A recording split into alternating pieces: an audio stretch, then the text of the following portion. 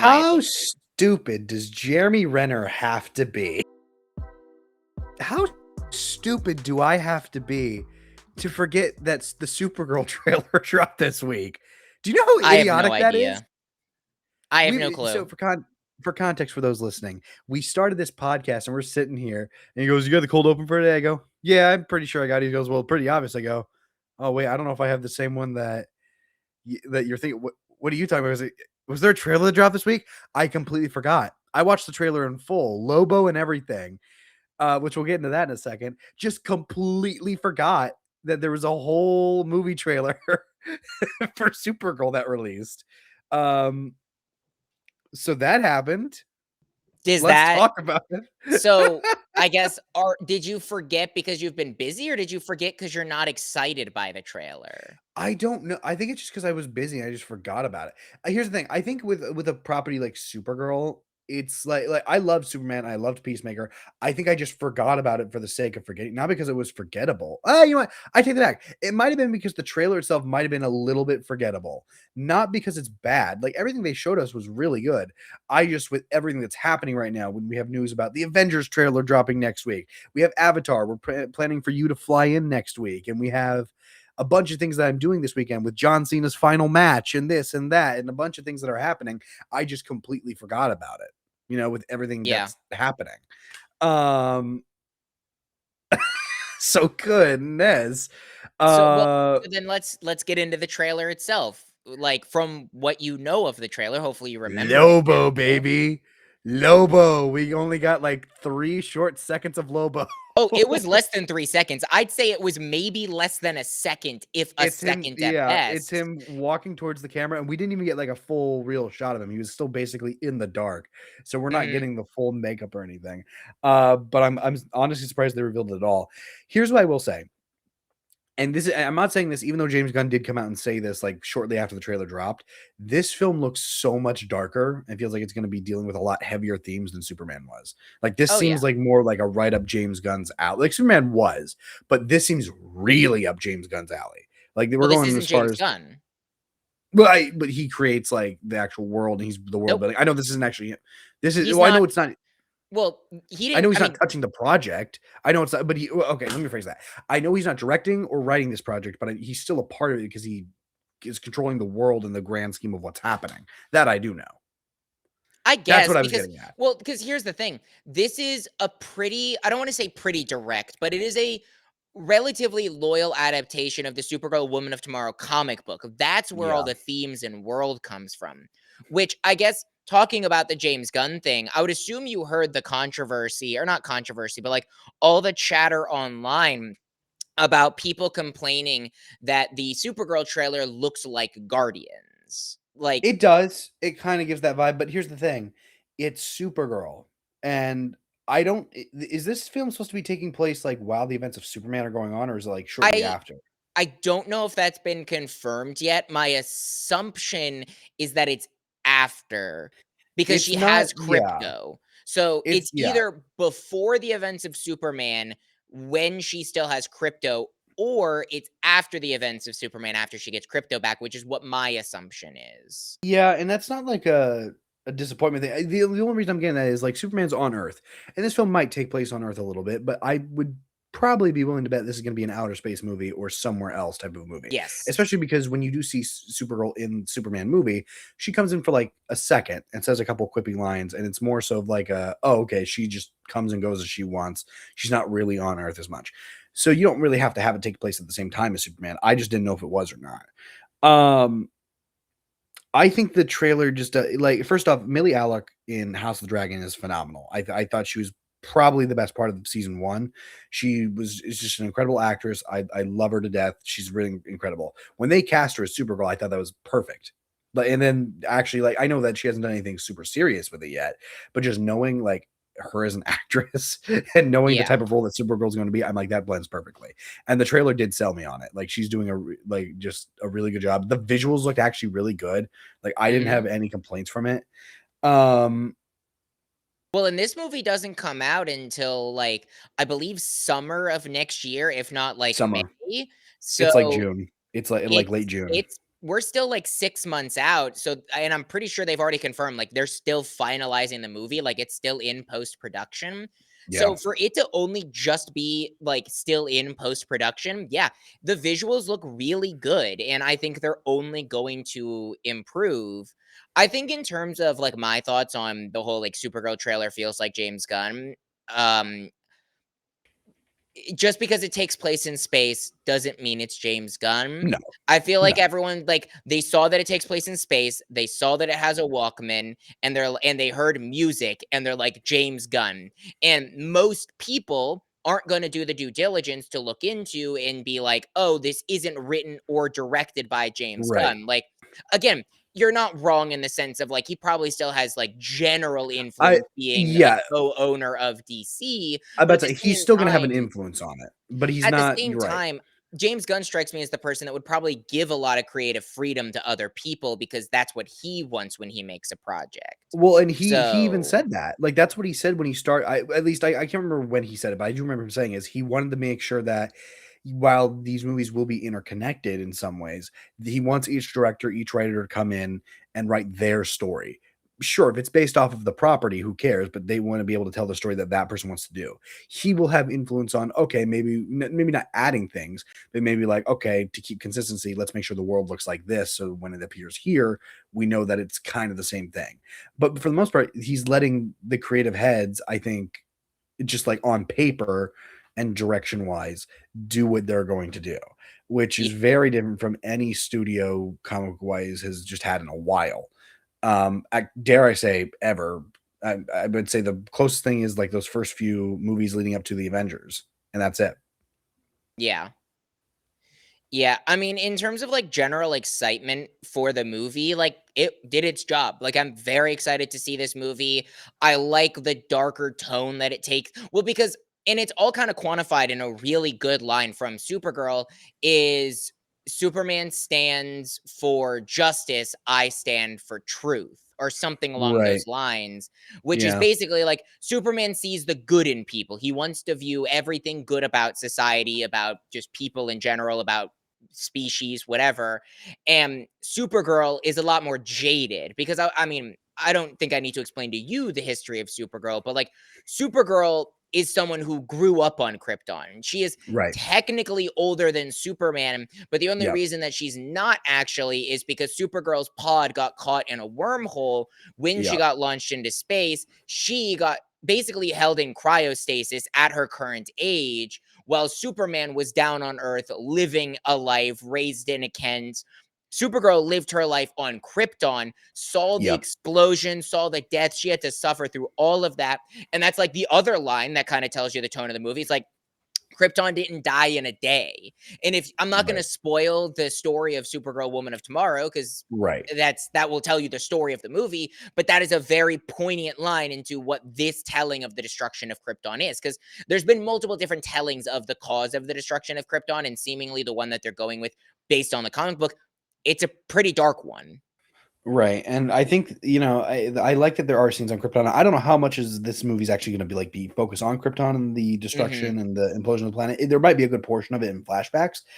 I Yep. think, well, I mean, great, there probably has to be because I feel like the whole film is Supergirl dealing with trauma or whatever happened on Krypton. I mean, that's the whole reason why you see her in Superman as this basically drunk who is just crash landing into like not giving a care or anything.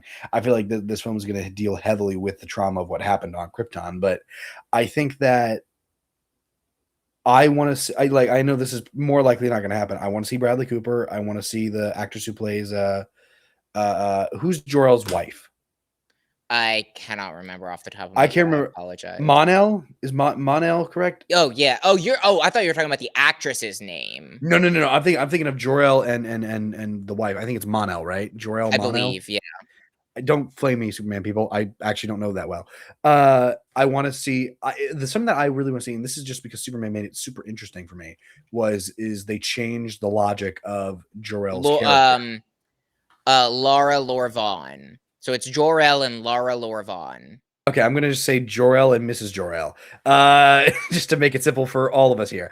Uh, they have a very different tone in the Superman movie, or they have at least a different motive for what the reason Superman went to Earth. I kind of want to see a variation of that played out. I want to see uh, uh, uh, the events that kind of lead up to that, the implosion of Krypton, and why they would make those decisions. I know that's not going to be a major focus of the movie, but those are things I'm Yeah. interested in just from the Superman movie that I'm like, I really hope you can explore that, just because that's a Well, really interesting side of it that I didn't really expect for you to tell. there's kind of two ways that they can tell the Supergirl story, and I'd be curious to see how they do it. I think I know how they're going to do it, but you either front load the movie with all the Krypton stuff and essentially treat it as a prologue to the rest of the movie, where you just like info dump, kind of like a Fantastic Four style, where they're just like, here's all the setup to Kal-El's story. This is Mhm. Krypton, the explosion of Krypton, everything like that. I don't think they're going to go that route, though. I think we'll get some setup in the beginning, but I think most of that is going to come later on, and it's going to be interspliced in the story as we see her dealing with individualized trauma pieces from her past, and it'll be told Yeah, in chronological order, but like throughout the movie of like, oh, she's at a bar drinking and she's thinking about this event. Maybe I'm sure. wrong, but it is an interesting question on like, given how much Krypton we got in this trailer alone, it was a 2-minute trailer, and I'd lecture to guess about 30% of the trailer was on Krypton. That means that if we evenly distribute that throughout the movie, 30% of the movie is going to take place on Krypton, which is a Yeah, good chunk of the movie, which I believe is about 2 hours long, around the same length as yeah, the Superman movie. yeah. Um, I don't know. We'll see what they do with that. I think the trailer just it did sell me. I just completely forgot it happened this week because Well, of and I so many think other things that are happening. the other big thing from the trailer was Lobo. We kind of touched on it previously, but I'm Yeah, actually very glad that they didn't over focus, because it like if they would have over focused on Lobo, then I feel like everyone's so excited for that one piece of information, it would have taken away from the rest of the trailer. And yeah, I'm glad that he got his spot, like he showed up, because people would be wondering where he was if he wasn't, but it was just very, very brief to give you a glimpse of what he looks like. I mean, Jason Momoa, like, you want to talk about born to play a character? it's Like, Ryan Reynolds was born to play Deadpool. Jason Momoa was born, like, he is Lobo. Like, there's no other human being on the face of the earth that could play a live action Lobo, in my he opinion. himself knew that. This is the same man who Yeah. played Aquaman, mind you, and 5 minutes after Gunn announces he has the job, texts James Gunn and goes, "Lobo, baby." Yep. Doesn't ask, doesn't send an audition, doesn't do anything, just sends the text, "Lobo, baby," and he has the job. I mean, he looks the part, he can act the part. It's it's just a match made in heaven with that role. My Yeah. question is, and I just because I don't know the story, and I'm not asking you to spoil it. This isn't, I guess, necessarily a spoiler. Is Lobo supposed to be the main villain of Woman of Tomorrow? That's a very interesting question that you ask, because that's exactly what I was going to talk about. No. In fact, Lobo's not in the Woman of Tomorrow comic book. That being said, this is what's really interesting about it. And I give all credit to our Lord and Savior, Koi Jandro, for giving this information, because I watched his All hail breakdown Supreme of the Leader trailer. Coy Jandro. All All hail. hail Supreme Leader Koi Jandro. He's the one who I watched the video that gave the breakdown of this. Lobo was not in the original Woman of Tomorrow, which I already knew. However, he was originally supposed to be. So the original drafts of the Woman of Tomorrow comic book had Lobo in them. I don't know if I can't remember if he said he was the main villain or not, but he was supposed to be a villain in Woman of Tomorrow, and he Yeah, was cut out of the comic book due to timing focuses and focusing on yeah, other things. So this isn't going to be a one-to-one retelling. This is going to be a mixture of the original telling, the current telling, and the screenwriter's version of it, with mixing Lobo in there, which I think is really interesting and also is exciting, because like I don't think there's really been, other than like Watchmen, there's not a lot of comic book properties like TV shows or movies that are like just one-to-one retellings almost exactly. Like, can you think it's of any other, rare. like, Watchmen's like the best example of that, but I can't really think of any others. Um, no, Because like most comic book things are like just based off of Civil various. War was very different, the Infinity Saga was very different, like there was all the DC movies were very different. Like it's really just Watchmen. So it's Yeah, nice that I they guess, I are guess, I guess very Spider Man. I guess that could be an example, but even that differs a little bit. And I'm I, talking about like Sam Raimi's. yeah, Like I even that know. differs. Even that Yeah, differs, you know? I guess that's, like, close enough. It has the comic booky feel to it, but, like, that's one big thing that James Gunn is pushing, and this is his overarching control, is he very clearly wants these movies and TV shows and properties to feel like comic books, but I Yeah, like how he's adapting comic books. Like Superman was technically a mixture of adaptations from specific comic book stories. And this is the same thing with Supergirl, but he's mixing in things so that even if you have read the original comic book, you can get new things out of it and it can be still sure. interesting and exciting. Well, and yeah, I think with this movie in particular, like, Superman was a family film ripped straight from the comic book. I'm not saying Supergirl isn't, but Peacemaker was a hard R. It Yeah. doesn't Peacemaker doesn't really feel especially season 2 doesn't really feel so much from the comic book as much as it feels like a character study. I know I said that a Yeah, no, lot that's whenever we were yeah. like, it feels a lot more real than Superman does. Supergirl seems like it's going to be like a very good mix of both, whereas it's going to handle real world topics like Superman did, but Supergirl is going to really hit home like the real human aspects, character studies of Kara Zor-El. And I think that the comic book side of it does come in, like, the sets, the scope, the scale of the action. That's where I feel like it's going to come from. And I kind of appreciate that about this because at least Yeah, that's it's what it's giving us and what it feels like. Yeah, it's like a rough outline for the script. It gives you the concept of the topics, and then it gives you the set pieces generally and things like that. But it's not like, oh, we open up the comic book and the first line of dialogue is the first line, the second line, and it's not like a that. At Yeah. least that's our Yeah. assumption based on what we've seen so far. Brother, thank God we talked about this because my other cold open option was how Tarantino said the mean things about Matthew Lillard and Paul I don't Dano want and to Owen talk about Wilson. that. Fuck Tarantino. Fuck I, Tarantino. He's a even jackass. you know what? He's my favorite director of all time. Sue me, but he's completely out of the blue, just dropping that. You're like, what are you doing? Why would you even say that? You can love the man for his movies and still think he's an egotistical jackass. Like, no Oh, offense, absolutely. Quentin Tarantino, this is probably one of his biggest blunders, like fuck ups, but like I've known Quentin Tarantino as an egotistical asshole for way. If you've seen him talking like anything about anything, he's always had an ego to him. That's Well, just here's the Quentin thing. Tarantino. I don't know if it's the ego as much as he's just a really odd out there guy, which is Yeah. fine because he is a cinematic genius, but also like he is a very strange guy and he's an Well, odd and guy. it's It's I think sorry, not to talk about it or harp on it too long.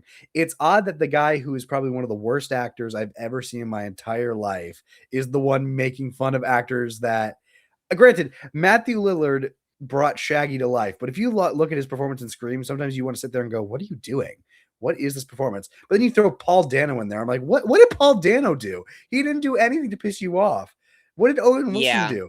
Like I No, get that's it. exactly what I was gonna say is, like, look, if Quentin Tarantino wants to come out here and talk about directing and things like that, like, I don't think he's the greatest of all time, but he is really good, and so he has something to say there. I still think he's a jackass about it, but he Oh, still is sure. knowledgeable in it. But for him and his Quentin Tarantino is always the worst actor in any Quentin Tarantino film, and that's, like, universally accepted by everyone. And so for him to come out and insult other people's acting abilities is like, "Okay, brother, shut up." Like, just Yeah. this out of the list of unnecessary things to say, like, no one asked you this. This is the top of that list.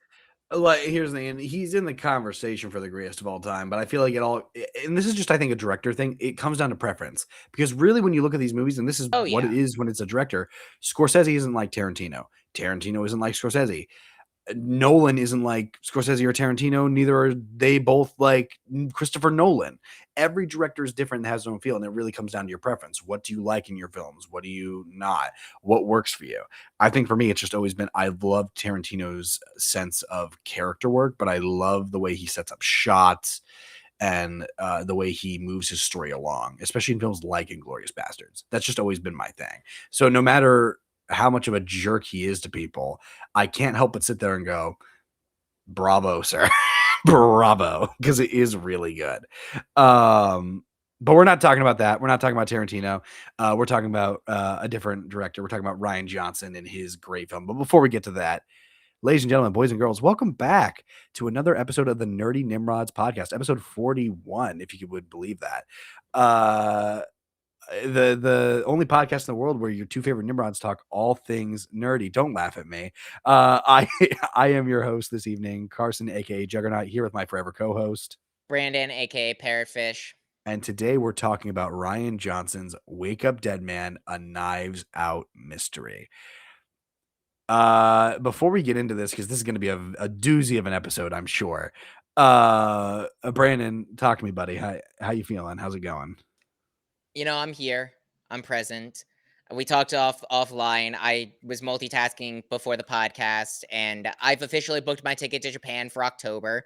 So that's very exciting. That's going to be a fun pre-record. I really hope, because we don't have all the release dates for every movie next year. I swear to God, they're going to drop the biggest movies right They when are. I'm gone in October. Yeah, And it's it's just going to either be despite of me. well, here's the thing, and if we get there, it'll just be me talking to the camera by myself for a couple weeks. Hey guys, it's still Carson. Brandon's in Japan. I already finished my movie review. Let's talk about the different types of hats. let's just list off that for a bit. No, that's a conversation for another time. But I don't think Yeah. it'll be that bad. But yeah, I'm very excited. My bank account is not very excited. Tickets to Japan are not cheap. That's not even the Absolutely, most expensive certainly. part of the trip, obviously. So it's one of, but Certainly. yeah, how are you? John Cena's final match is today. I'm not emotionally prepared, but I'm about to hop off this. There's a good chance if we run over and we go into the start time, I will just leave. I'll just straight up leave and I will start watching this match, or I'll just be propping up my phone and we'll be mid conversation. Yeah. Movie was happening. Oh, John Cena just hit an AA. And Well, it starts we won't at run 8, that long. so But breaking the fourth wall a little bit. You have 2 hours. We're fine. hey, I'm very excited if you can't tell, audience. You know John what's really Cena's final funny? match. Yeah. You know what's really funny? My favorite part about this, John Cena's final match is happening 15 minutes up the road from me. Yeah, that's what's funny is I could have flown out and bought a $500 ticket and just seen him live. No. I told you, you could have. You can stay in my apartment literally any day you want.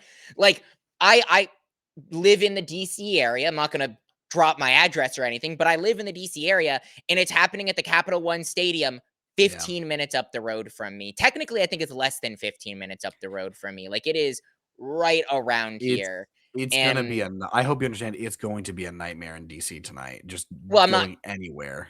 I'm not going into DC tonight, No, but no, I I just debated. I debated just because there are free events they're actually hosting an official free event right outside the arena, and there's watch parties at every bar in the area. It's taken over the DC area. I sent Carson some TikToks of the double story shop that they have of John Cena merch. This is a huge. What is this? When's been the last big deal in wrestling like this in terms of a retirement or something like that? This feels like a monument, and I know it is. John Cena is a monumental wrestler. Usually it's WrestleMania. That will be a big moment or groundbreaking history moments. That's usually what it'll be. I would say this year there haven't been that many. I would say WrestleMania 41 was a big one. Oh no, I'm sorry, not even WrestleMania 41. I would say in recent history, the biggest things that have happened were WrestleMania 40, so 2 years ago, WrestleMania 41, along, I guess it's 2 and 2, but Elimination Chamber where John Cena turned heel, and then at SummerSlam this year, Seth Rollins cashed in. He was supposed to be injured. Nobody knew he wasn't actually injured. So he came out, dropped his crutches, and he wasn't actually injured. That was a huge thing. I know you don't know that. But that was a big history breaking thing. And then obviously John Cena's final match. So there were a few things this year. But as far as big wrestling things, there haven't been all that much, recently. Beyond those stuff. It's all been in preparation for this moment. John Cena, and he's made a point, because there's been wrestlers who have fake retired before. John Cena's made a point. He also doesn't need to. John Cena's an accomplished actor now. He has more than enough money that if he never got any jobs again in his entire life, he could retire. he just wants to act and do what he wants, like, Yeah. and let the man. Like, he's been wrestling for what, like 20 plus years. Like, it's a John Cena has one of the craziest careers in not He just is, wrestling, yeah. but like history. For the love of God, let the man rest. He's not going to though. Let the man rest before he wakes up a dead man. Speaking of wake up dead man, with that very smooth transition that I'm very proud of. Don't mock me. You're standing there. You're just sitting there smiling at me with utter hatred right now, and I don't like it. It wasn't a Hey, bad. Brandon. It wasn't a bad transition. Hey, Brandon. What'd you think of Wake Up Dead Man? Was I supposed to watch that movie? I don't think I did, actually. I was too busy watching TikToks of John Cena's how overly expensive his merch was. I'm not joking. This is one of your most anticipated movies of the year. I'm letting you Oh start. no, I'm being I know. gracious by letting that. So I love the Knives Out franchise. Like, Knives Out as a movie is one of my favorite movies of all time. I think it is a masterclass of storytelling, of mystery, of intrigue. I think the acting in it is phenomenal. I think that, like, Ryan Johnson knows what he's doing when it comes to mystery movies. And so, yes, Wake Up Dead Man was one of my it was probably my second most anticipated, maybe even my first most anticipated, if I really think about it, movies of the year. I am upset that I didn't get to see it in theaters because AMC just doesn't show Netflix movies. And unfortunately, Ryan Johnson made a deal with Netflix to where Knives Out is owned by Netflix now. And so it is what it is. But Wake Up Dead Man, in and of itself, as a movie, is phenomenal. It is miles better than Glass Onion, and I loved Glass Onion. I know it wasn't as good as Knives Out, but it was still good in my opinion. Wake Up Dead Man makes that movie look like it was nothing. Like, the acting in this movie is amazing. I love how Ryan Johnson always has very notable actors in his movies. I mean, the main victim in this movie is Josh Brolin, and the rest of the cast is like absolutely star-studded. All of them, for as little time as they have to as much time as they have, in my opinion, give really great performances. One thing that I love about this movie is it does some things different than the other movies in terms of the way that its mystery unfolds. I thought I predicted this movie. Like, when I was watching Knives Out, it is, hey, here's the story. This is what happens. Now we need to kind of unpiece and fill in some of the pieces. This movie doesn't do that. And it takes a little bit of a different approach. And that different approach is you don't know anything, and then it starts feeding you things that seem obvious, and you're like, oh, this is boring. I thought I have the whole movie figured out, like all these eggshells that they've laid out that you're walking on, Yeah. like, I know what's going to happen. But like, the way that it unfolds in the actual reality of those mysteries are so different than like what you thought they were. And even if they were similar, the way that they warp your perception on things is done so well. I think that the way that this movie is shot is really well. There might have been a few moments where it felt a little weird, but all of that led into the story. Like, even when there was some weird cinematography choices, they still leaned into that for the purpose of the movie. I think that this is going to be in my top 5 movies of the year. Like, I love this movie. In terms of if it's better than Knives Out, I can't make that determination yet, but I can't fault you for thinking that. And that is saying a lot for someone who has Knives Out in their top 10 favorite movies of all time. So this is an absolutely must watch of the year. Great mystery, great performances, great movie in general. Like, absolutely top tier.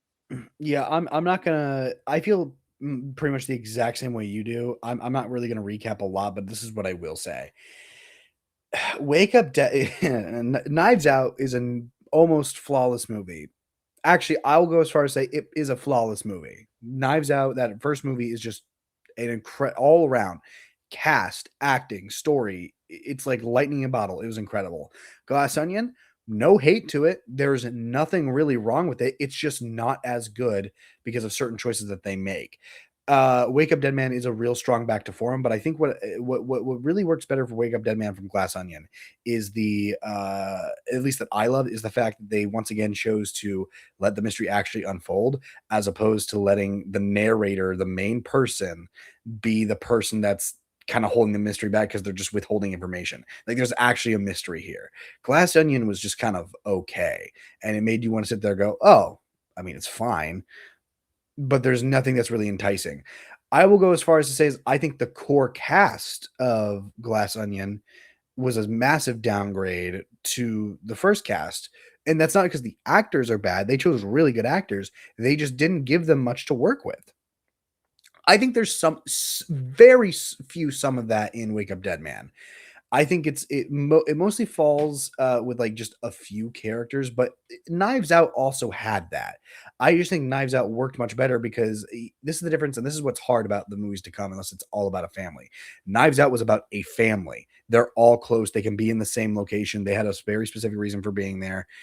This one is just this isn't a family. It's just a congregation of people in a church. So it's kind of hard to really get a connection between all of them or a sense of connection between all of them. Unlike Knives Out, when you're just instantly able to believe it because they're a family and they act like a family. They're just people here that go to the same church and talk to each other, whatever, this and that. It's just hard. Something I love about this film is I love the theme of politics and religion. I think it's very gothic and it's something we haven't seen from this franchise, and I really enjoy it. It's really funny because it took me a second to get into this movie, but the second, and it's like an hour into the movie, mind you, it takes a second for him to get there. The moment Blanc walks into this film, you're just like, gosh darn it, there he is. Like you hear him say, "Hello," you're like, there he is. It's Benoit Blanc. He's in the back of the room. He's coming in. This movie's beginning. It's not bad. Like I'm not saying it's anywhere near bad.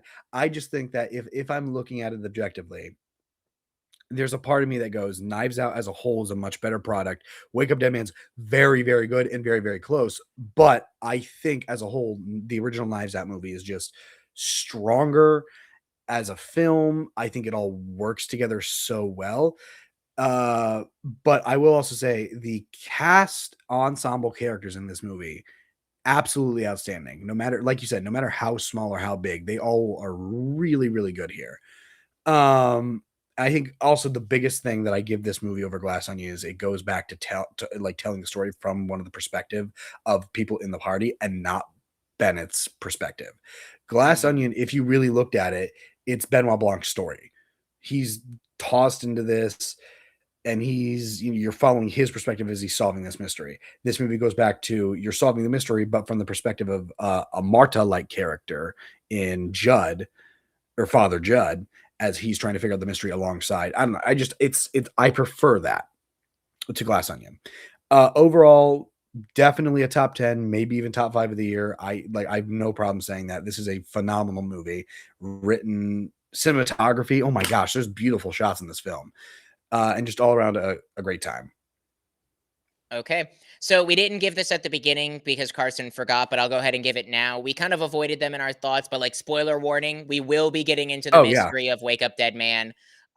Hopefully we didn't spoil too much in our general thoughts. We try to give it beforehand, but because we didn't, I tried to avoid certain spoilers in my general thoughts that I would typically get into. But I big, just did. massive So spoiler warning for the mystery of Wake Up Dead Man. If you don't want to know what happens, stop watching the podcast and go watch it. It's the only thing we're talking about for the rest of the episode.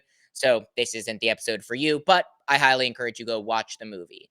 So Carson, where do you want to start? Because there's a lot to talk about with this movie, in my how opinion. stupid does Jeremy Renner have to be? Like, bro, just give the diamond back and all of this goes away. It literally is fine. The mystery's over. Like, Here's he had to though, do that. Of course he did. it makes sense though. And that's one of the No, things it that I think does. is good about the movie is like all the character motivations for as little as they have or as much as they have all make sense. And like again, we have an ensemble cast. Okay, I guess I'll start with this maybe as kind Yeah, of like yeah, a yeah. direct through line. Let's start with an actual thing. You sure? How much did you guess of this movie? Like what did you Well, know? What did you not? What were you able to piece together and what shocked you? so I barely any of it. The only thing I guessed, and this was just early on, it's just because I had a hunch, and it's like I could have said anybody on this list could have been the killer, and I would have agreed. I expected Glenn Close's character to be roped into it somehow. just because of the way they presented her character. And it wasn't like making it obvious by any means, unlike anybody else. It's just the way she was playing it. I'm like, okay, some way, somehow, Glenn Close's character is going to be involved in this because she's just the most sketch person in this entire movie. Yeah. Um, that was pretty much it. I didn't really guess much of this. I also didn't actively try to. Like, I kind of turned my brain off so I could like get surprised by things. Like, that's one thing I've always been able to do with films is just turn my brain off and just enjoy things. Yeah. Here, I just had to because I didn't want to be spoiled any of the mystery. I thought at the beginning, I thought what they were setting up was a big twist reveal eventually that it was Father Judd. Like this whole time we've been following this guy, and at the very in the very beginning, I was like, okay, they're gonna set it up in somehow, some way. It was like we think it's somebody else. No, it was 100% Father Judd. And it's gonna be like a psycho twist where it's like, oh my god, he has been here the whole time and he's this. Like, I can't believe it. I thought that's what they were gonna do. Well, then they No, not did at do all. that. Well, they Well, did. So, they kind of. faked you out, which I really liked, by the way. Like, Mhm. they faked you out with the mystery and thought and made you think for a second because it like that's one of the things that they utilized really, really well in this movie is the credibility and intelligence of Benoit Blanc. He Yeah. used he weaponized naivety. He Yeah. weaponized it in such a genius way where he knew most of the pieces of the puzzle, but he knew that he had to play naive in order to get the rest of the puzzle pieces. That was the only way to get that out of people. And I Right. love that that's what they use, where he lies to the police captain and is like, oh, yeah, like Father Judd did this. Like it was absolutely him. And then you're sitting there like, oh, shit, like that's been the mystery this whole time. Like, wow, that's insane. And then when the twist happens, like one of the 57 million twists, like it just keeps going and getting you engaged. Right. Yeah, and honestly, I think that it's I really wanna, like if I ever could, I would love to just sit in a room with Ryan Johnson. I wanna see how he comes up with these stories because Yeah. every time I think, "Oh, he probably just works it back." Like, so he'll just start from the end, he knows what end goal he wants, and he'll just work it back. I don't know if that's like, especially this film specifically, I don't know how if that's how it is, but it's, like, so clever, especially on rewatch. If we were to rewatch this movie, I guarantee you there's so many things that we're gonna notice that we Oh, just didn't notice the first absolutely. time. And so it's just really interesting to me that I wanna just, like, sit with him and actually, like, dive into, like, "Okay, what how did you make this? Like, how did you get this story?" And he's really good at it too.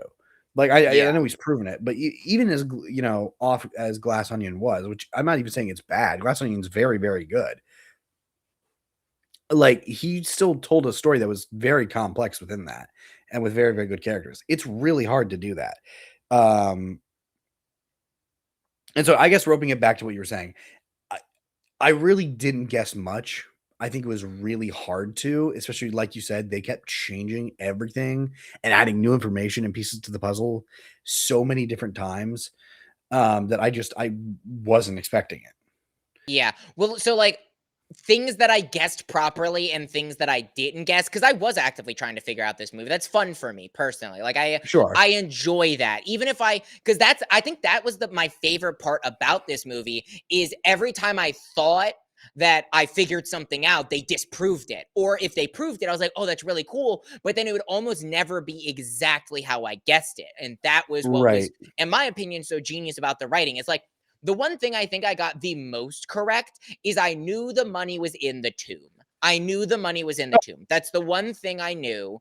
But again, they kind of make that obvious. That's not a fact that they really try to hide. Right.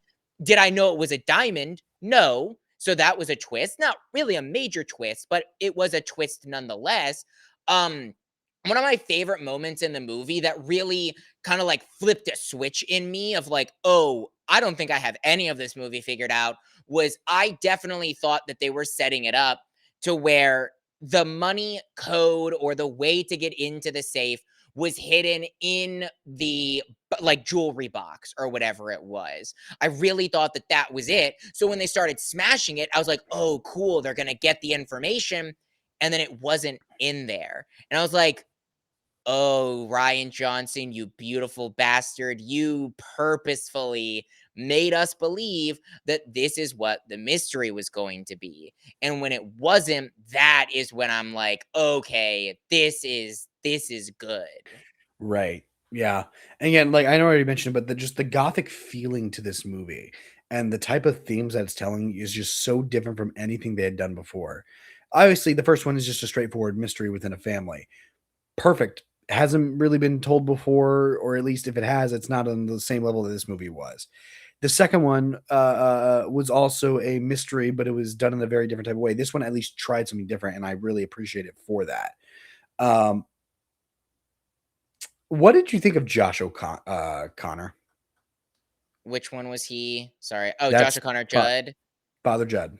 Oh, he gave an amazing performance. I loved his performance Do you like personally. him more than Martha as a leading protagonist? Well, Martha's not leading. She's definitely supporting, even though she turned out to be the main villain, which I guess going back to my original question as well, I guessed that Martha was involved. I just didn't know in what ways. So No, no, that no. was still a reveal. Oh, that's so confusing. I forgot that her name is Martha. Martha. I'm talking about Ana de Armas's Oh, you're character talking from about Knives Out. in Knives Out. That's gonna get so Okay. confusing. That's Okay. why would you name two characters Martha in your same franchise? Dang nabbit. So we know That- for Knives Out 4 that if the character's name is Martha, they are the killer. yes, clearly. I think that's what it's pointing Or towards. involved in it. But no, so that's a good question actually. And I haven't really put that much thought into it to be honest, but I probably should because like Judd was such a good character in this movie. He was great. Like I loved his motivation, his root in Christianity or Catholicism, his belief system getting challenged and also being his root and his anchor point. And he gave an amazing performance, but I also do love Martha in a different way with her being so directly involved and knowing so much of the mystery and then having her own understanding of the situation kind of get unraveled. So it's two very different stories. And I don't really know if I can put one above the other, but I It's think hard. they're both really good in different ways. I think it just comes down to preference, but I think what I love about both these characters, and they're kind of the same in a certain sense, they're both innocent. You know Yeah. they're innocent, but they also play into the humanity and the innocence. And that's something that I love about this movie and I love about Knives Out. Knives Out obviously starts off, you're following Martha, but it's not so much uh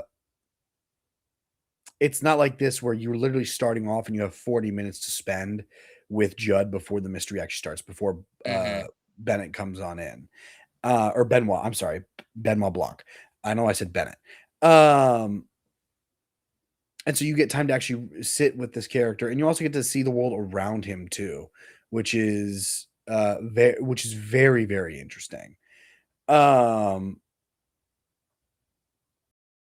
I think, oh God, I'm just looking at this cast. There's only one name on this list that I sit here and go, I wish you could have done more with him because he is a phenomenal actor and he fits perfectly into this franchise.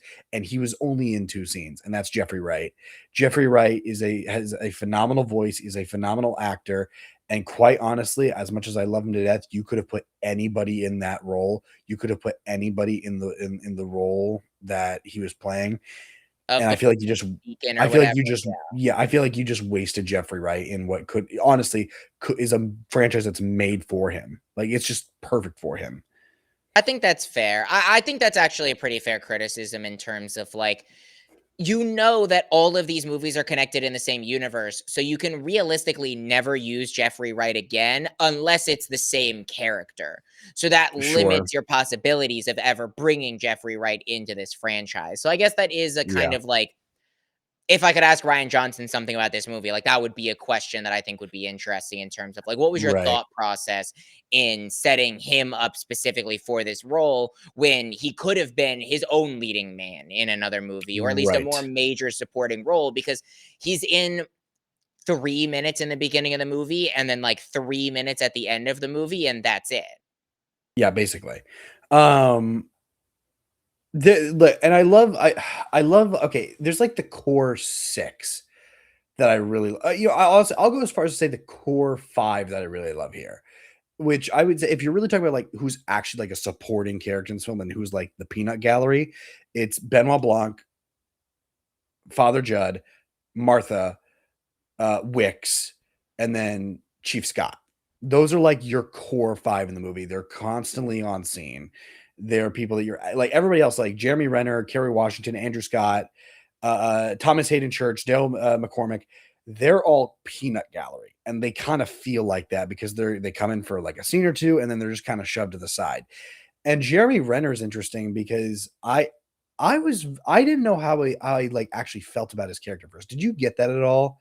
Like when you're watching it? So I agree. I know what you're getting at because it's one of those characters where it sets you up to feel sympathetic for him. It's like, oh, Right. he's this perfect doctor. Everyone loves him. He has this loving wife who he fawns over, who then leaves him and is a terrible person.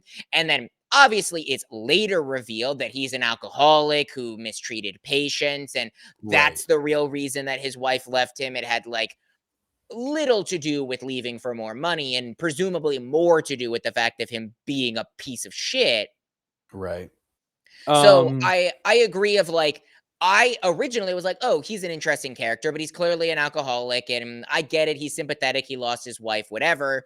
But I really like how that's used to set up his motivations for them being naive and desperate enough to be a part of this whole scheme.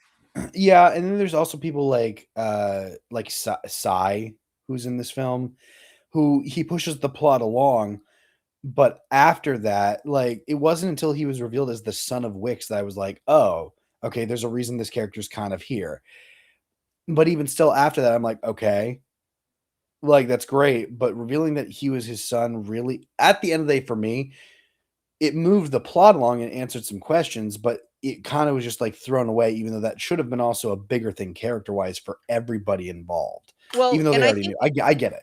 But it was, but I understand where you're coming from, and I think that's where I might need to rewatch Knives Out, not because I yeah, think my opinion will change, but just to reanalyze. I think there's about the same number of people, and it so is. I remember in Knives Out there being characters who get much less screen time because obviously they're not the focus of the movie. All of these movies focus on a group of broken people who have their secrets, and that's kind of Yes. the main through line of every single movie is everyone has their secrets. They're all not great people. And I feel like that's one thing that was kind of obvious from the beginning is like everyone is not what they seem, but you can't easily piece together what that looks like with everyone. Well, I think what Knives Out just made more clear is the fact that everybody has their own motivation for why they would want to, in the first movie at least, to want to kill Harlem. They had Mhm. every individual character, down to the little boy, had motivations to kill Harlem. You could have believed any of them could have done it. Yeah. Here, they don't give you as strong of reasons, or they just flat out don't give you reasons. And Like I actually like that I like, well, personally. yeah, I Here's do the to a certain thing. extent. Because if you think about it, in Knives Out, everyone's a suspect. Everyone has clear motivation to be the killer. And you're like, okay, man, all of these make so sense. I wonder who did it. In Wake Up Dead Man, until you get a portion of the way through the movie, no one has motivation to be the killer. And you're Yeah, like, none of these, like, who did it? Like, none of these people are suspects. Like, they all clearly have their own personal faults, but no one seems sure. like a killer. And it's not until what, like, 75% of the way, maybe even more through the movie, when you get the scene with Josh Brolin, where it's Yeah, revealed that he was about to out everyone's deepest, darkest secrets, and you get, oh, now everyone's the suspect. You went from, yeah. okay, who could have done this to anyone could have done this. I really like that that is a different play on a similar thing that was done in Knives Out. No, and I that's fine, but even after that scene, like, I think the biggest example is Kerry Washington's character. She's Hmm. kind of just there in the movie. She instigates the conversation between Cy and Wicks, and which leads to Josh Brolin's whole scene. But then that's it. Like Josh Brolin's character, like he actually only, if I remember correctly, he only says bad things about Jeremy Renner's character and Andrew Scott's character. That's it. He doesn't really out No, he anybody else. did. He says he has more. Oh, he did out everybody He, else. he did. He did out everyone. Okay, Yeah. then maybe I'm just wrong or I'm backwards on it. Well, It so just to me, the motivations were different, and I will say some of the characters had stronger motivations than others. I think, like, That might be for what it is. instance, I'm blanking on her name right now, and I'm looking at the IMDb cast list. I can't pick her out of the. Oh, it was Simone, I believe, was the character name. It was Haley Yeah, yeah, Spain. yeah, yeah. She's the Yeah. one who was in the wheelchair, I believe. Like, her motivation is he reveals that he can't heal her, and that's like a big thing. Is she went to him to get healed, and now her entire world is crumbling. She's given her entire savings. That's a really direct motivation. I think the only one who, in my opinion, didn't get a strong motivation was Kerry Washington's character, Yeah. Vera, because all he says about her is, "Oh, you're not daddy's perfect little girl," essentially. Maybe I'm misremembering and I missed something, but like that's the only big thing that stood out to me. Everyone else, for the most part, from my perspective, was like, "Oh, the alcoholism, the abuse, the I'm lying to you." Like everyone else had very clear like motivations. Like Kerry Washington's character didn't, but I don't really have a problem with that because that's just kind of what happens when you balance such a large cast of characters. Like, not everyone's going to be able to Yeah. shine, and you need to have like a more direct, like, through line through the movie. And I think they did a good job with staying true to that through line. I feel like I need to rewatch Glass Onion because I don't even remember if the motivations in Glass Onion were about the same as this or if they're about the same as Knives Out. I don't know. I remember them being kind of in between in a Yeah, again, way. I would say that, like, with Knives Out specifically, every single person's motivation in that movie makes logical sense, and they're about even. Here, they all have motivations, but they're all on different elevated levels, which just kinda makes it feel just a little bit off as to why, okay. I mean, it all makes sense. It's just weird. And so that's where I'm at. It's Yeah. again, this isn't a complaint by any means. It's just a different feeling, so I wasn't really expecting it.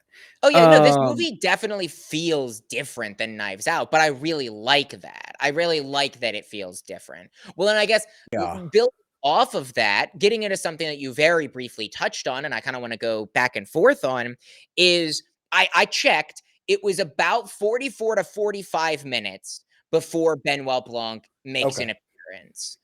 I think he technically has a very small, like, he's briefly in the beginning, maybe if I remember, and then he doesn't actually like walk in until 45 minutes, or maybe I'm misremembering and it is just 45 minutes into the movie is his first appearance. But how do you feel about that? What do you think about Well, that I'm decision? I'm fine with it. Again, Knives Out well, okay, Knives Out was a little different. He came in quicker. I like Correct. it so here I like it better than Glass Onion where you're literally starting out with him, similar to Knives Out, but Hmm. then you're like, again, the difference between this and Glass Onion and Knives Out altogether is that this follows Knives Out story, whereas you're following the mystery from the perspective of one of the people who's on the inside of it that you know is innocent. Glass Onion, you're following it from the perspective of Benoit Blanc, and it doesn't work as well because instead of letting the narrative lead the mystery. You let the narrator lead the mystery, and he's just withholding Yeah. information, and it makes it a lot weaker than it could be. And the story just works a lot better when you let Benoit Blanc take the supporting role in this movie, and letting Josh O'Connor take the reins, take the lead, and let it technically be his movie with Benoit Blanc. I just think that that's the smart choice, and I think it works better. Yeah, no, I really liked that he wasn't in this movie for the first 45 minutes because it allows you to bet, like, the whole, like, not complaint but conversation we just had about balancing so many characters. You're able to remove a lot of characters by not having Benoit Blanc involved for the first 45 minutes in the movie, which allows Yes. you to better set up all the characters, their motivations, and who they are, because that's the first part of this movie is kind of a montage of all the different characters. Oh, this person's a writer, this person was a celloist, like this person is a politician or a failed politician. And it allows you to spend about 5 minutes per character, which seems like not a lot of time, but when you're only talking about 2.5 hours worth of a movie, that's like 20 minutes, 20, 30 minutes worth of time to set up all of these characters, their Yeah. motivations, who they are.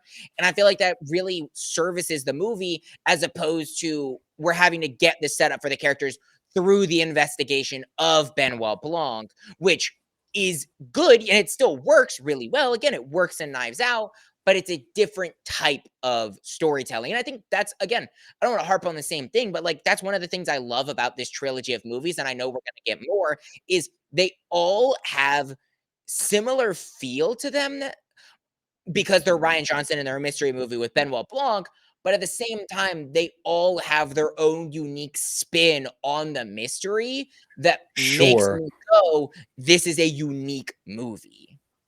Yeah, and it's interesting because you never wanna hear this, but like, "Oh, you can't make too many sequels, it's gonna become stale." I don't know if that's gonna stand true with a franchise like this, Well, this is because like a every time Sherlock you Holmes type thing. On it like literally is, and I think what's interesting is this franchise even could surpass Ryan Johnson. Like, he could pass it down to somebody else, maybe still make the stories or whatnot, but say, "Hey, I don't really wanna direct it, give it to this guy." He could totally do that, and that could be the story. I do realistically see a world at some point where if it kept going, these movies could keep going, and somebody like Daniel Craig might not return, and they might pass it along to somebody else. I will Um, say, I have no problem so, I want this to say, like, Ryan Johnson's baby because I think he's done really well with these movies. However, if he does pass it down to someone and they're able to pull it off, I don't have as much of a problem with it. I think that this series should end with Daniel Craig, though. This isn't James Probably. Bond, this isn't Sherlock Holmes, this is Benoit Blanc, and I think that to me, that is like, he is Daniel Craig. Like, that is the character, and he's so Well, intrinsically tied with his acting abilities and his personality that I don't think you can just introduce a new character. Because here's the thing, like, Sherlock Holmes has been played by different actors, but that's not in the same universe. So you'd have to go into a yeah. different universe, and that just wouldn't make sense. So I think that as long as you're telling the Knives Out stories, Daniel Craig needs to be there, for me Well, personally. he's also he's literally the Sherlock Holmes of this franchise. So, Correct. So if you decided on like, oh, we're gonna pull in a new character who's gonna be the new Benoit Blanc, like I wouldn't like that. Like even if you had a movie where he had an assistant that he's training to take over for him, and then the next movie they take over, like I don't think I'd like that. I don't think it would feel like Knives Out. I think that here's the thing, like Knives Out is a series that realistically you could just end. Like if we never get another movie after Wake Up Dead Man, I would be upset in the sense of I want another Knives Out movie, but I wouldn't be upset in the sense of oh, we have dangling plot threads that weren't cleaned up. Like these are so sure. self-contained as a movie that I wouldn't mind from a story perspective if we never got another one. But from a like, "Oh, I'm a really big fan of Knives Out," like, yeah, I want another one. So, that's kinda like the Daniel Craigness of it of like, yeah, you can end these movies with Daniel Craig, and I wouldn't have a problem with it, but if Ryan Johnson wanted to step down or hand it off to either someone else write it or direct it, like, it would probably feel different, and I might have some qualms and if they don't do it right, but it wouldn't be as big of a deal breaker. Yeah. Goodness, I need to there you go. Yeah. I also like okay, let's talk about Thomas Hayden Church's character for a second. Because Samson's an interesting character, whereas he's in the movie, but he's also like barely in the movie for being a character who's so integral to the main mystery, which is kind of funny.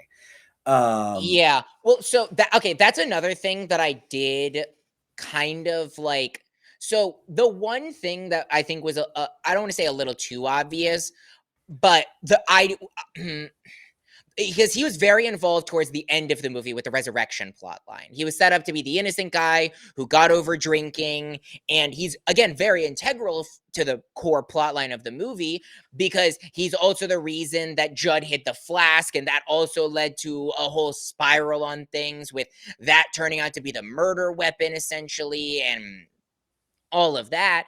So he's very integral to the reasons of the plot, but he isn't in the plot a lot until the end of the movie. yeah. And that was one of the things of like, I don't have a problem with that, but like the whole resurrection plot line, like I knew that he didn't come back to life. Like okay, that's a lie. I was shocked. I believed it for a minute.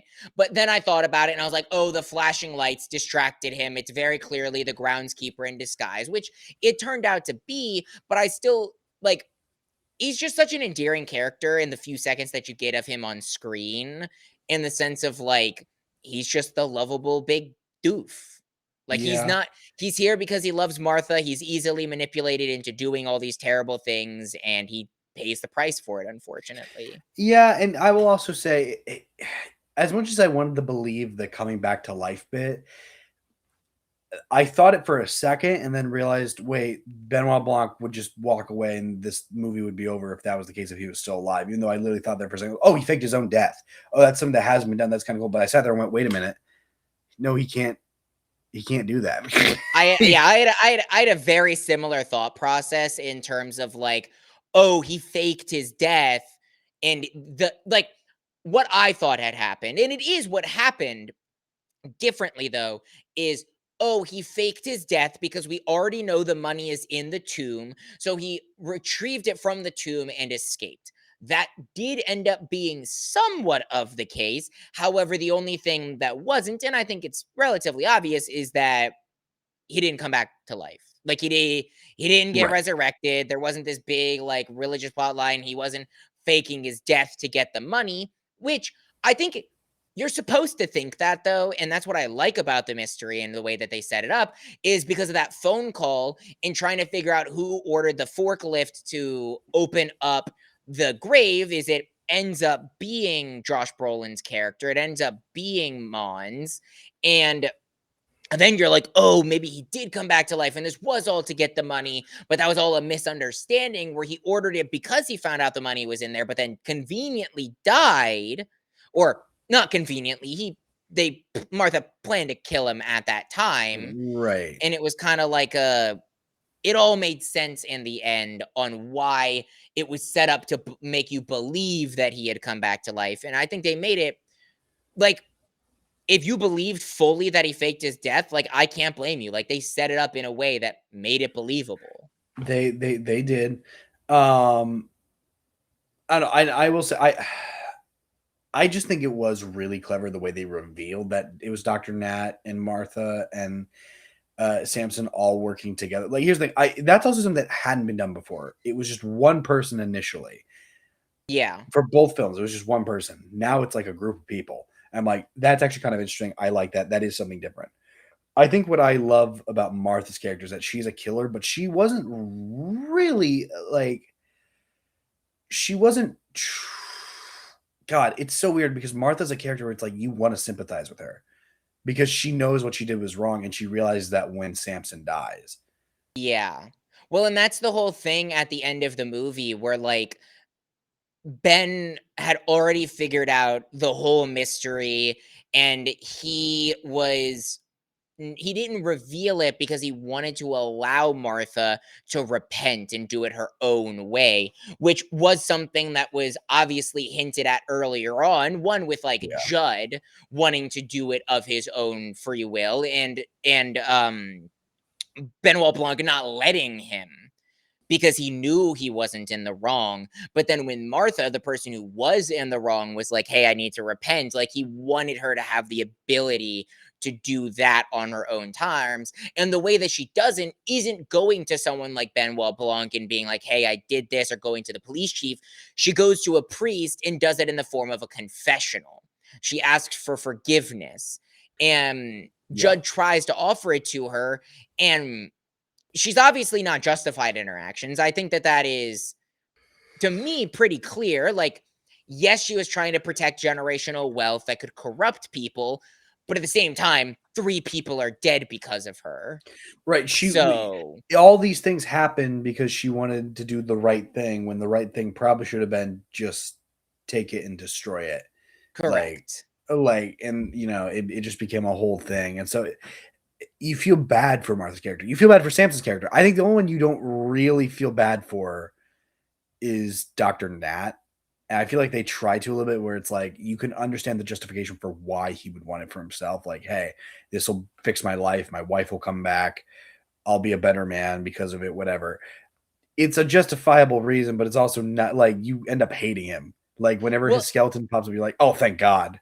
Well, and yeah, and it's I think that's obviously very purposeful in the sense of like all the other characters are set up in a way to be like, oh, I don't like them because they're believing in this cult, and or I like them because they're like redeemable and stuff, Sure. and they all do turn out to be redeemable. But then one of them, who is arguably the most sympathetic out of all of them, is arguably the least redeemable out of all of them, and that sympathy is what actually Yeah. turned him into the killer, or one of the Do killers. did you like all the Knives Out references that were in this movie, or like the callbacks to it? Did you even notice some of them that were happening? Like Maybe, but I didn't pay attention as much because I was too enthralled by the mystery. So if you want to walk I through some of those. I didn't notice a lot. There were only a few that I noticed. One being that the whole reason Benoit Blanc is in the story is because Mila Kunis's character calls Detective Elliot from the first movie, the African American detective from the first movie, and he recommends Oh, Blanc to her. So okay. that's why he's even in the mystery in the first place, which I kind of like that. I thought that was a fun callback, fun nod. It keeps the movies connected, but also doesn't do it in the same way where it's like, oh my gosh, it's a character. He's here on screen. Like it does it in a very smart way. And then Yeah. Andrew Scott character, when he calls the guy Alan about writing his book, I'm pretty sure Alan is the guy from the first movie. Oh, Um, really? it's the The one what's who not was trying to be he was the son who was also an author, right? Because there was an author in the first movie, or I think so. That could be wrong. I didn't fact check that one. That could be okay. right. That could be wrong. I just think so. There were I some things I doubt noticed. I it, was like, but oh, it that's would be interesting. I don't know. I just know the Detective Elliot one is like a for real. Like, okay, that's an actual Yeah. callback because that's literally the guy's name. The other one I couldn't actually tell you. I thought it might have been, but I don't know. I just thought I think it's moments like that in this film where I'm like, oh, that's nice. That's a callback, but it's not like an indirect one where it's like, oh, that impedes with the movie entirely. No, if you had never seen any of the other previous movies, it's a throwaway line. But for those that have seen it, it's something nice that you can throw on top of it that goes, oh, this world's interconnected, and I like that for that reason. Yeah.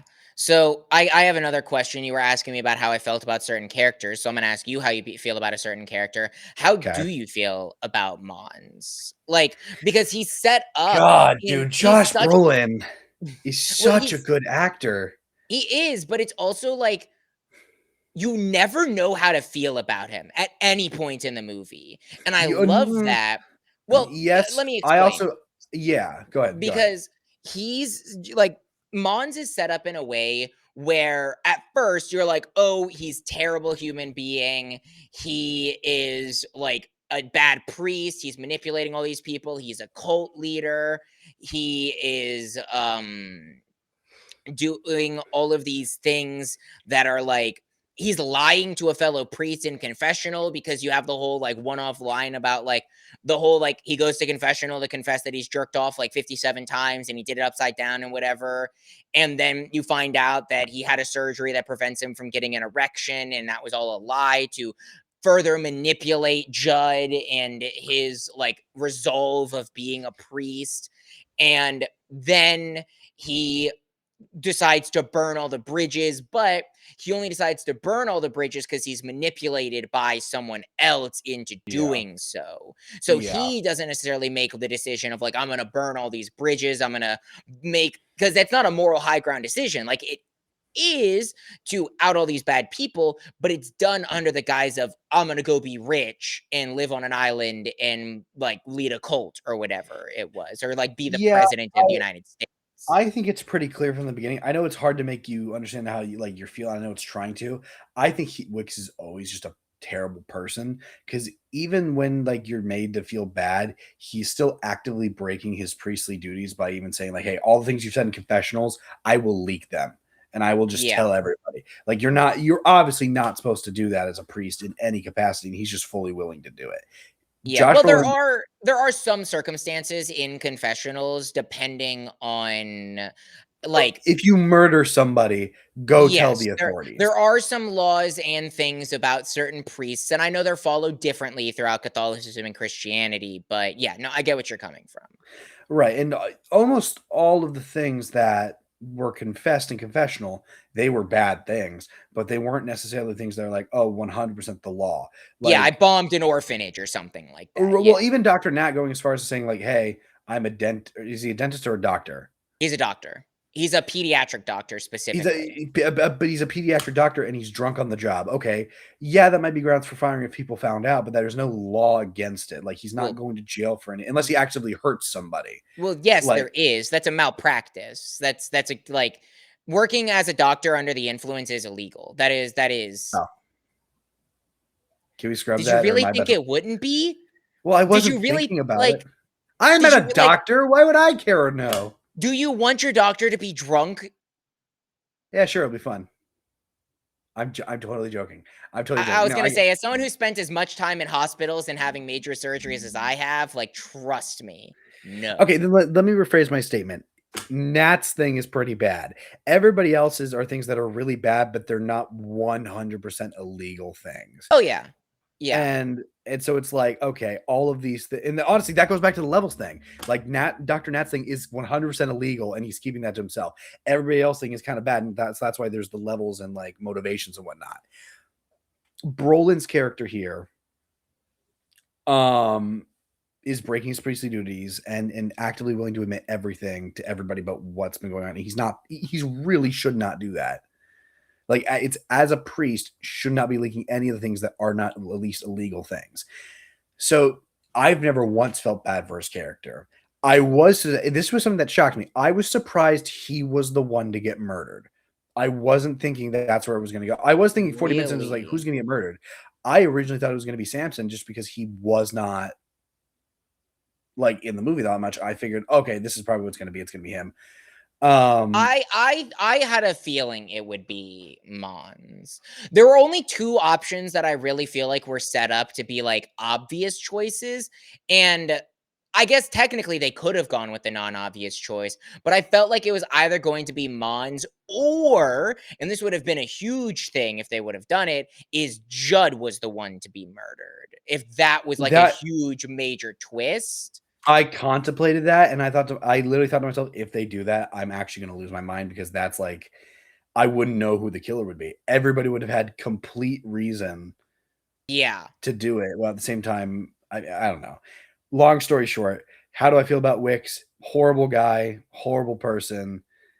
Probably in movie terms got what he deserved.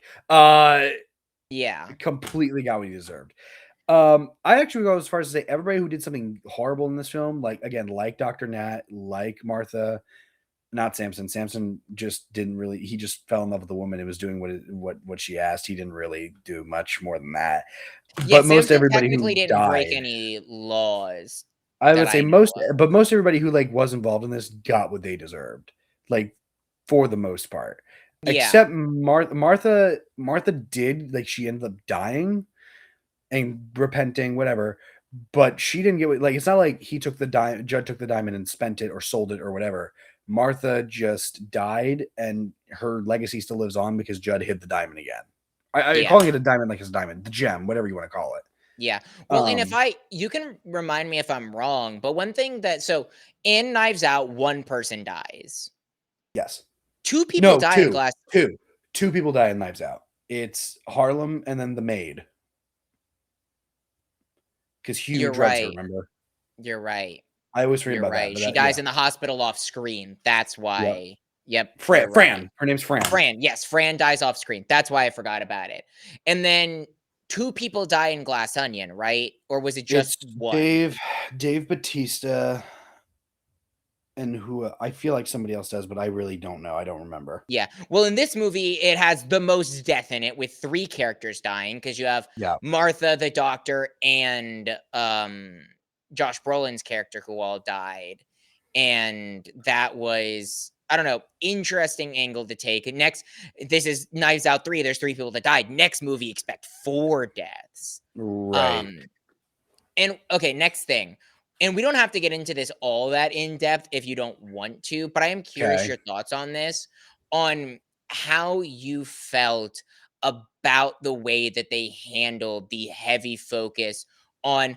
I wouldn't say politics. Like politics was very much like there, but it wasn't as major of a focus. But like specifically with religion and how core to the message of the movie that was. Because one thing that like I'll start out with is I do like how I was really afraid in this movie that at the end, the big revelation is like, oh, religion's terrible. We turn away from religion. We hate. I thought it was going to be one of those like anti-religious rhetoric movies, but like I didn't read the ending of this movie like that. In fact, it's quite the opposite. Like it hardens Judd's belief. He goes to lead the church in a good light and spread the good word in his own way and try to repent for both his own sins and the sins of the church. But you still have characters who obviously don't believe and they go off on their own merry way and kind of live a lot more miserable lives. Yeah, I didn't hate any of like I even told you this in my initial thoughts. I didn't hate any of the things they did religiously or politically. I thought they'd actually, with the setting for this film, it needed to happen considering it takes place in a church.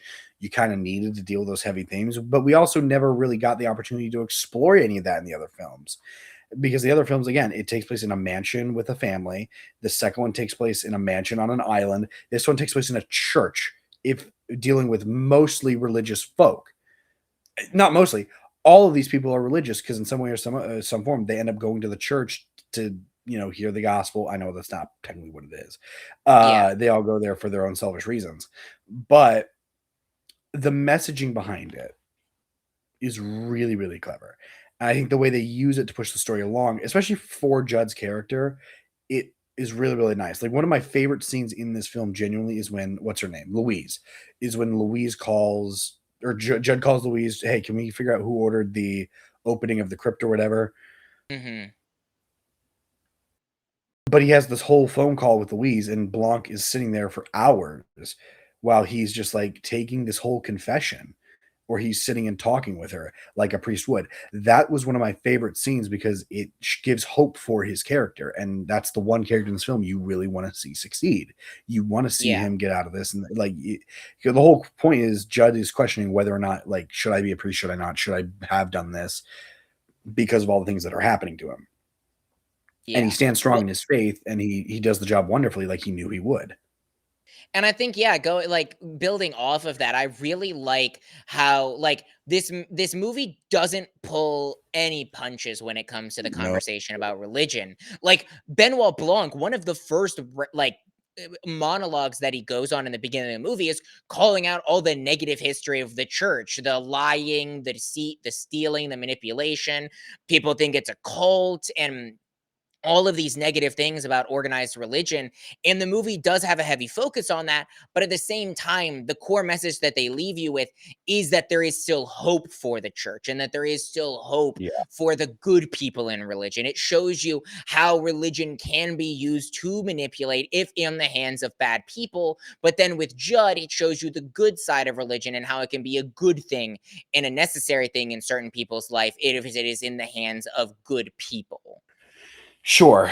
Um, and so yeah, I like I don't necessarily have I'm glad you asked that question because I don't necessarily have a problem with it. I didn't hate it. If anything, I actually loved it. I thought it added to the film in a very nice way, in a way that we haven't had before. Do I think we need to continue with that theme? No. I think if we set this next film somewhere else, it doesn't need to be Well, another and theme again. every But movie's focused on a different theme. Like the first movie focuses on a family, it's very family focused, it's very small scale. The next movie is a lot more like money, capitalism, economics, corporate espionage focus with Glass Onion. This movie is very religion with a little bit of politics mixed in there. I'm yeah. very curious to see what I would assume they're making another movie and what that next core plot line and driving through line of that movie is, because we've already gone the economics route, we've already gone the religion route. Maybe it goes a little heavier into the politics and maybe we deal with like a assassination or something like that. I don't know, but there's a lot of doors that are still open. I've thought about a concept with the Knives Out franchise that I would really like, which is somebody close to Benoit Blanc's character gets murdered, and then Benoit Blanc has to figure out who did it. You I know? will say that would be a very good way to end this series, in my Yeah. opinion. Is your last movie is very focused on something core to Benoit Blanc. and Yeah. him as a character and him as a person. Well, And yeah. maybe, and I guess, okay, here's the one thing I will say. If you wanted to do this, I wouldn't like it if you did it improperly, so I wouldn't recommend doing it, but if they decided to go this route, it could be interesting. Is Ben the last movie of the franchise? Like, I'm saying, like, this isn't setting up anything. This is the last movie of the franchise. Benoit Blanc gets murdered, and all of the people that he's helped in his life have to come together and use their collective knowledge of how Benoit Blanc puts mysteries together and all their To connections to solve. everything to Yeah. solve Benoit Blanc's murder. And this isn't setting up like a spin-off universe where now the one character who solved his murder is now the new Benoit. Like, I don't want that to be the case. But if that's the way they wanted to end the series, with Benoit Blanc gets murdered and they have to put the pieces together on that, and it's a bunch of different tie-ins through all the different Sure. movies, I don't want them to do that. Let me be very clear. However, if they did and they did it well, I think it could be interesting. Sure. Yeah. I don't know. It's just a thing I've toyed with for a while. It's like that could actually be a very interesting concept. I like that it would be like the end of a franchise if they did it. Because I agree with you. I think Yeah. that's kind of like a one and done. And once you're done with that, you're done. You can't really tell more stories that are going to be as on the same level of par of that. That's the issue, is you can't go over what you've already done. They're staying at the same level, like from Knives Out to Glass Onion to Wake Up Dead Man. But if you jump to that level, you can't go back down. You kind of have to stay there. So you kind of run out of stories after a certain point. Yeah. But yeah, unless you got more you want to talk about, I was just gonna wrap up my thoughts here. But I mean, I'm trying to That's think. fair. Like, is there I anything mean, else really? I don't know. Again, we've talked about the performances, we've talked about the mystery, we've talked about yeah, I think it kind of goes hand in hand, but the cinematography is very beautiful. I mean, you can't really ramble on too oh much for yeah. that, but I love some of the shots they set up. I love the final one with the cross, and you see the gem inside the statue of Christ. I think that was really, really well done. Yeah. I mean, I guessed that when he was building the cross that he was gonna put it in the cross at the end, but I Yeah, still liked the reveal of it. I think he could have hit it a little better. I think it's a little too clear, but that's just me. I don't know. I think it'd be really funny Um, if he's just mid-service and all of a sudden he just falls out and you just see it drop on the ground and you go, "Damn it. Gotta hide oops. it again. Gotta hide it again." Yeah. Well, to be fair, like everyone who would, well, the only reason why I have a problem with it being obvious and where it's hidden in the terms of like if you look at it correctly, like you can pretty much see it, is because the son is so gung ho on finding it that Yeah. like it opens up too much of a door of possibilities for him to maybe be able to see it one day, even though he might never return to the church again. And he's more focused on like him cashing. Cause like, and that's, I guess, the one thing that's like the solace in it is he's so focused on Judd using the money either for donations or himself, in assuming that everyone would give into greed, that he would never guess that he would He keep just would it have hidden and it. hide it. Right. Yeah. Yeah. Which And I is think very, very with fair. him putting it on the cross, it like always serves as a reminder of like never let greed get to your heart, because it's specifically in the heart of the Christ statue. Like never let Sure. greed overtake your heart. It's also one of those things where it's like, okay, I'm sure there's a lake somewhere. If you just like tossed it into the lake, do you know Yeah. how much easier to hide that? Because nobody's going to dive to a bottom of a lake to find it. Nobody's going to think that there's anything down there. Well, and So, that's why I specifically brought up it being on the heart, because my first thought is exactly that. Throw it in a lake. And no one will ever find it again. It is lost forever. But if you're looking to make a symbolic message and a reminder of what happened that day, putting it in the heart of Christ and the statue to be a reminder of money isn't your heart, Christ is your heart, and you shouldn't let the greed overtake you. That being the message that I took away from that sure. positioning, and that I think that that is a beautiful message to end off with. That means a lot more Sure. than if Judd would have taken the diamond and just chucked it in a lake or like flushed it down a toilet or There's a something. symbolic reason behind it, which is different. Yeah. Yeah. Sure. Um, but I mean, overall, this was a very close to perfect movie.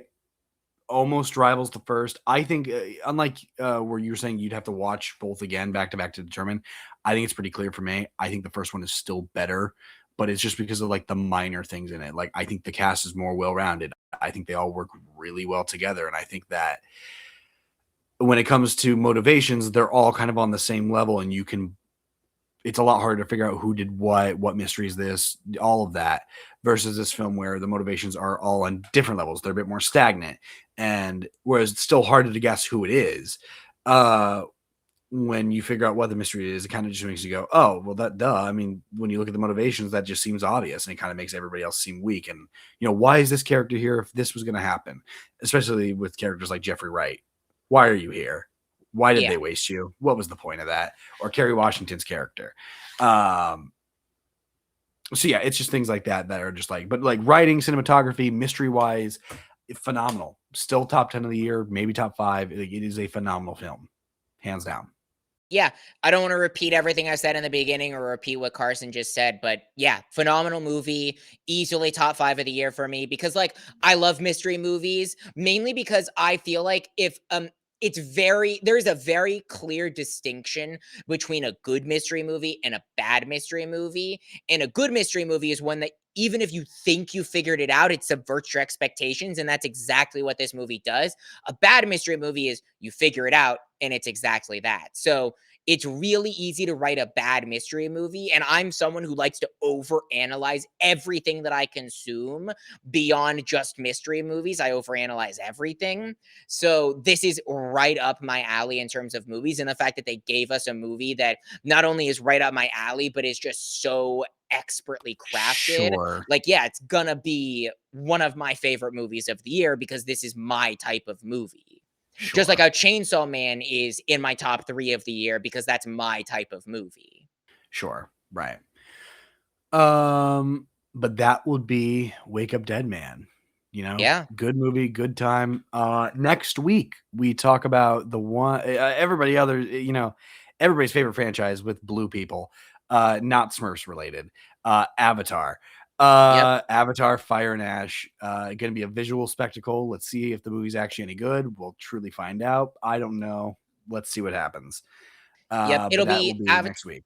It'll be Avatar Fire and Ash, and it will be the first episode of Fallout Season 2 as well. Oh my gosh, you're right. Um Yes, Fallout mhm, Season 2 as well. I forgot about that. Yep. Yes, Fallout Season 2 So will also yep, and we will follow Fallout as it airs weekly up until its final release, which I believe is sometime in like February. Yeah, and I think So if I'm correct, it should switch over, maybe not immediately, but it should switch over right from Fallout to Invincible. It should just go right into it, if not, and maybe we like a few so weeks in between. But we haven't gotten an official release date. We know it's March, I believe, of 26, but I don't think we have a specific date. So yeah, okay, it'll be within a few weeks of the end. sure, And if not, sure. I can look back at the schedule later on and see what is supposed to fill in. But like, yeah, it is kind of a slowdown at points, but we also have Stranger Things ending, which is very exciting.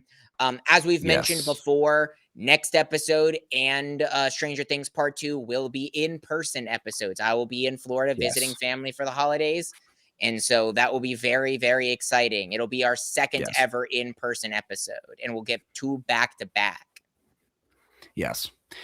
But that completes Wake Up Dead Man. That's something to look forward to for next week. Brandon, any final thoughts? I'm very hungry. I have not had dinner yet. Excellent. I'm gonna go get a pizza when I'm done here, and I'm gonna watch John Cena's final match. It's gonna be excellent.